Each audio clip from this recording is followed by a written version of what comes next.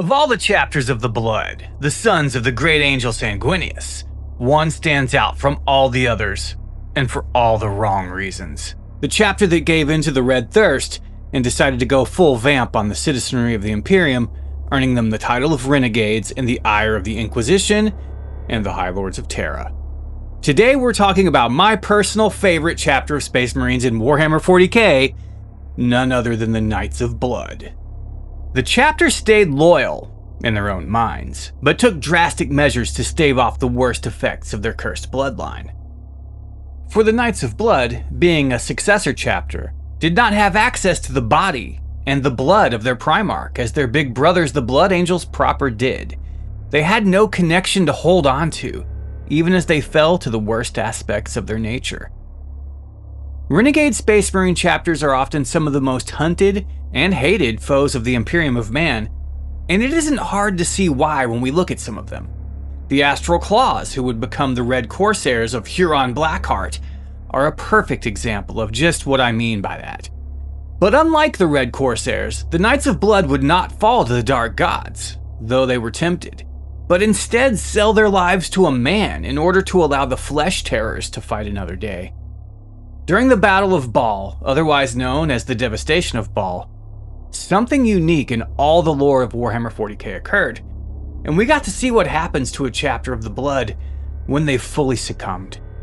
And juxtaposed against this, we see the Flesh Terrors who are struggling with some of the same issues, but so far have been walking a path of resistance rather than trying to treat the Red Thirst by slaking it with rivers of blood. Ultimately, Lord Commander Dante would save the Baal system and stop a Hive fleet dead in its tracks.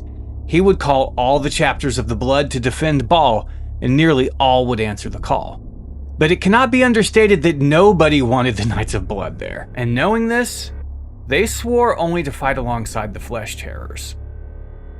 Let's look at their key moments from the Devastation of Baal and see just how awesome these guys are. First, we'll look at the moment when the Knights of Blood's first blade, their chapter master, Sentor Jool, reveals the extent of his chapter's degradation to Gabriel Seth, chapter master of the Flesh Terrors. Gabriel Seth and the Flesh Terrors are preparing to evacuate Baal Primus to fight to the last at the Arx Angelicum and return the reliquary of Amit. Seth's hands close protectively around the cask, prepared to kill Jool to save it. But perhaps because of Sanguinius' feather, Jool had control of himself still. With deliberate, stiff movements, he reached up and unclasped his helm. "We cannot go back," said the Lord of the Knights of Blood. "I see," said Seth as he did. Jool's face was contorted beyond any generous definition of humanity. His muscles strained under skin turned a terrible shade of red. His eyes were yellow, sharp, elongated teeth crowned his mouth, forcing his lips back so they were painfully stretched. "The rage has us. It punishes us. My chapter is finished." "When did this happen?" "Years ago. It began like it is with you, a rise in the thirst, a growing number of our brothers falling into the black rage. In our desperation, we let ourselves give in to the thirst. For a while, it helped. By the blood of the innocent, we controlled ourselves. It did not last. Soon, these changes set in. We thought blood would save us. It damned us. Look upon me, Seth. There are creatures like me imprisoned in the Tower of Amareo on Baal. If our true nature were known, we would be exterminated. Only blood keeps the Black Rage in check now. Only blood. This is why we fight alone. I would fight with you because you, of all our brother chapters, would understand." Jool looked out over the battle. Most of his warriors had broken from the fort and fought outside its walls. "The wrath of the beast provokes the thirst. The demons of Khorne covet our kind. They see our rage as the same as theirs. They are wrong. Ours remains a holy fury. No doubt this new beast wishes to subvert our might to its own end and deliver us as slaves to its bloody god. It shall not be so." He threw his helmet down and drew his sword. "Go now, Gabriel Seth. Take what remains of your warriors. Remember us. Strive so that what happened to our chapter does not happen to yours. We sacrifice ourselves in penitence. It is our due. We shall show the Neverborn that though we may rage as they do, we shall never fall into their ways. For we are noble, we are pure, we're the sons of the angel. So we see that the sons of Sanguinius, when they fully succumb, are monstrous. Sanguinius has often been called the greatest monster of the Primarchs, and for good reason. He was not only a total beast, but literally the beast. When a son of the blood fully gives in, what they become is just awesome actually, and gruesome to consider. That line that says, Jool's face was contorted beyond any generous definition of humanity. That's quite an appropriate way to put it. And when the devastation of Baal was in full effect, the Blood God made an attempt to sway some brothers of the blood, in the form of Sentor Jool and his Knights of Blood. The bloodthirster Ka'bandha was turning the entire battle across 3 worlds into one huge blood ritual. And the effect of that much blood was overwhelming for the Knights of Blood, who were only ever tentatively holding on to their last shreds of decency and humanity. Still, it speaks to the nobility of their bloodline that they perished to a man before letting Khorne claim a single one of them. Only Jool had a goal he intended to meet. He battled his way through the shrieking hordes of Tyranids and their demonic tormentors, onward to where the great red demon Ka'bandha slaughtered the largest alien weapons beasts, carving away their heads with absurd care. His trophies toppled not downward from gouting necks, but fell upward into the vortex turning about the Pillar of Skulls. "Ka'bandha!" Jool shouted. "Ka'bandha, fight me!" The Angel's Bane did not hear him, so Jool forced further passage through the 3-sided melee, weaving past a blood-crazed dreadnought, fighting a monstrosity composed entirely of screaming mouths. He felled a bloodletter, grappling with one of his warriors, shot down a hound with a frill of skin around its neck that leapt at him. The Tyranids he ignored unless they directly confronted him. Though the demons were legion, their hold on reality was tenuous. Everyone killed saw 3 thrown into the warp, and many were but pale outlines, monsters sketched in hate on the canvas of reality. "Ka'bandha! Face me in the name of the great angel, fight me!" At that, the greater demon did turn its apish face upon Jool. Yellow teeth and red skin grinned horribly at him, yellow teeth like Jool's own, red skin like his own, and eyes that stared with the same intensity. A single crack of leathery wings sent Ka'bandha high over the fray. He landed bowed before Jool in a billow of dust, his fist planted firmly in the ground. Growling, Ka'bandha rose up and spread his wings and weapons wide. He looked down upon the chapter master with ferocious mockery. "Here I am, Sentor Jool. I will fight you, though you are no Primarch." The demon took up a combat pose, axe ready to strike, whip snaking back and forth hypnotically. Air shimmered with heat around Ka'bandha. Steam rose from the beast's unnatural muscles, carrying the stench of rotting blood and old murder. Most dangerous were the waves of pure aggression beating off the thing. There was no seduction in the demon's lure, no promise of pleasure or knowledge or the cessation of suffering as the other dark gods offered, but a raw, open invitation to violence and bloody abandon. It hammered against Sentor Jool's mind, threatening to crack it open and send him screaming into madness. In the black promise of Ka'bandha, Jool saw his worst excesses. "See how much you are alike to me," Ka'bandha said, taking in Jool's hideous visage, the muscles straining in his neck and the blood pounding fit to burst his veins. "Truly you are Khorne's creatures. Join me in war by my side in an eternity of glorious slaughter. For you who thirst for blood, I offer oceans to slake your need." Jool fell to his knees with a groan. His hearts ran so fast something gave inside him. He spat a mouthful of his own blood onto the ground where it hissed and bubbled. "Pathetic," said Ka'bandha. "You are nothing compared to your gene sire." "By his fury," said Jool. He forced himself onto one knee. "See how he struggles," mocked Ka'bandha. "By his fury shall I stand," said Jool quickly, fearing the knowledge of words would slip away from his mind and leave him dumb. "Ah, fury," said Ka'bandha. He cracked his whip. "Fury is the power Khorne gives. Only by his gift do you stand, capable of facing me, when any other of your unworthy breed would have ripped his own skin off at the sight." Now turn around and take your rightful place at my side. All your line will be mine eventually. Seek my favor, become the first." Sentor Jool looked up from the demon's face and shook his head. "Very well. You cannot beat me." Jool laughed, the blood pooling in his throat making it a gurgle. "We delay you, monster. Your power's not so great. Already your host unravels. Your time here is limited." "You will still die," shouted Ka'bandha with sudden rage. "I do not care." Jool raised his sword. "Sanguinius banished you." "I cannot. I come to give you my testament, demon," he said, his voice strangled. "They call us monsters, rightfully so. But let it be known to you and your master that it is Sanguinius's fury that gives me strength, not bastard Khorne's."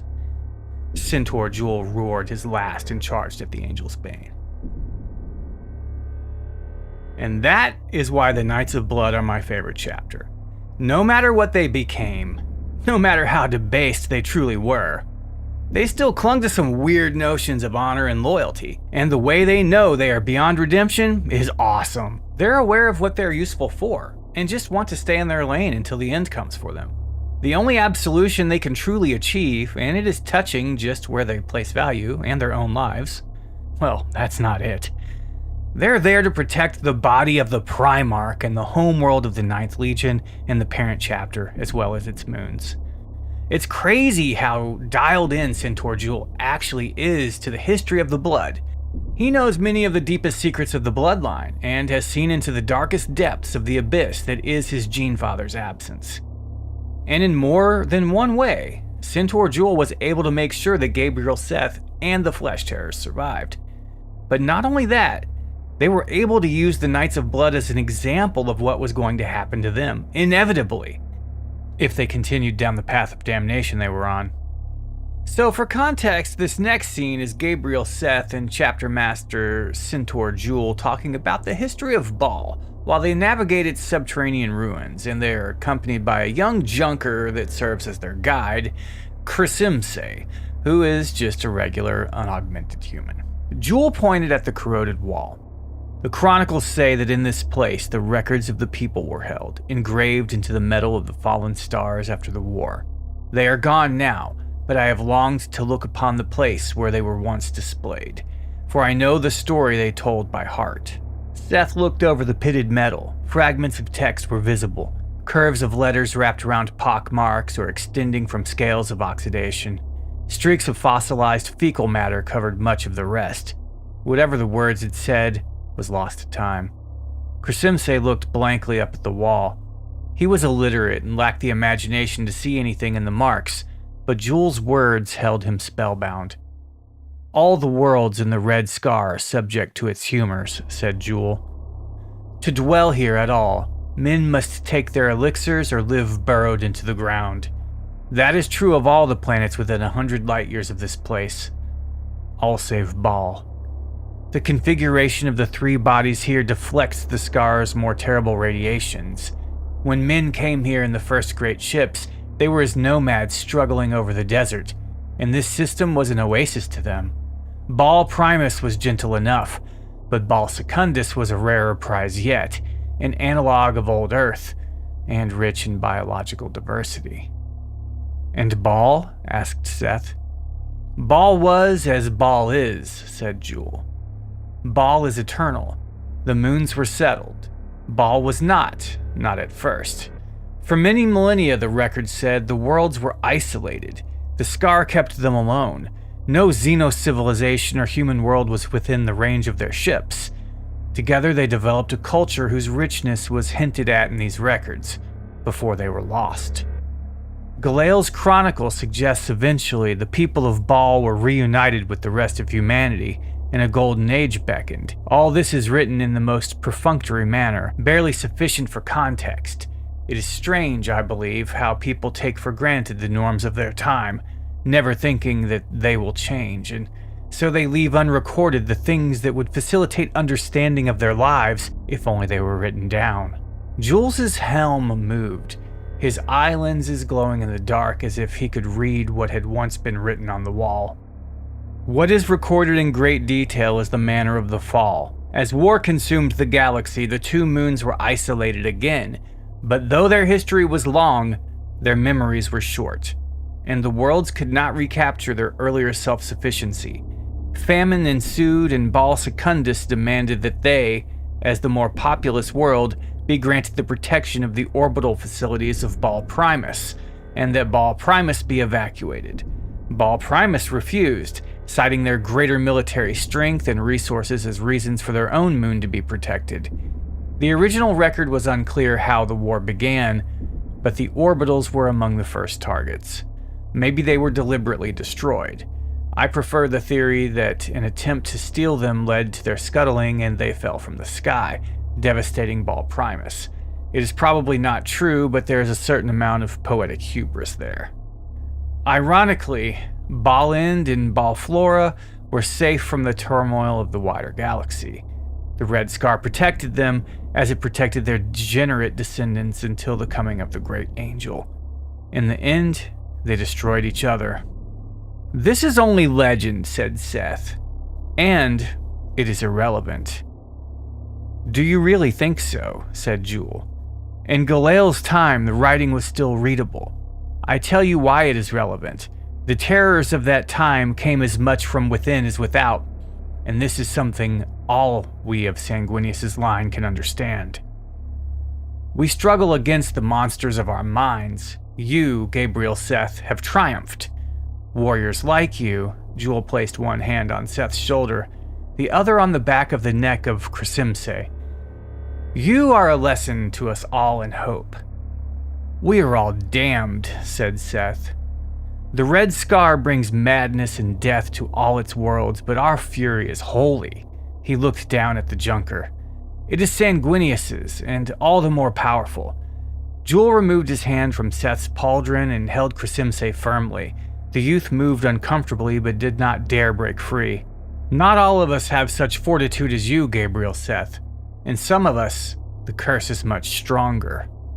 Seth's patience was running thin, a waste of time. "We are not saved. Our end comes. There. Is that what you wanted to hear? Let me tell you, I will not follow your road." Jool laughed, a single grunt, and closed his fist, crushing the vertebrae in Crisimse's neck. Incredibly, the boy still lived. Jool hoisted him into the air, vitae running out between his silver fingers. Crisimse's feet jerked in the air. His tongue, purple with trapped blood, poked stiffly from his mouth. His eyes rolled helplessly. Jool turned his attention upon the youth, watching him die with detached curiosity. "These legends hold a lesson for you, Seth. Allies die when they refuse to stand together. Bloodshed is the inevitable outcome. We will fight by your side. We dare not fight alongside any other force, but you flesh terrors are the same as us, pure and strong and wrathful. We will fight with you whether you want it or not." Seth could have killed him then, in the dark, but the Knights of Blood would have attacked the flesh terrors, and 2 chapters would be lost to the defense in fratricidal squabbles. He growled in frustration. "Will you drink with me to seal our pact in blood?" Jool held out Crisimse's corpse to him. "I will not," said Seth, even though saliva pooled in his mouth at the rich blood scent rising over the stench of guano. "Why not? They are cattle. We are the canids of the herder." "Is it not right that we should feed from the herd?" "He is a wretch, but he did not have to die," said Seth. "You should not have killed him." "How many similar innocents have your warriors butchered?" "Not in cold blood," said Seth. "This is why you are damned, and I am not." So this is the perfect response from Seth. I'm glad Dante gave him a feather from Sanguinius. Otherwise, the Flesh Terrors would probably eventually become another Knights of Blood, drinking a 6-pack of babies every morning, working on the red skin and yellow teeth, but... Oh, yeah, he gave that feather back. What do you guys think? Are the Knights of Blood redeemed, even though they're extinct now? And since Commander Dante, once elevated to Lord Regent of Imperium Nihilus, decided not to reestablish the chapter, but to honor their sacrifice by making the fact they died to a man part of their legend, do you think he was right to do so? Many chapter masters of the Blood died during the Devastation of Baal, but none like Sentor Jool and his Knights of Blood. They may not have my favorite color scheme, but they sure are my favorite chapter of Space Marines. Then again, I like to see monsters redeemed. Thanks for watching.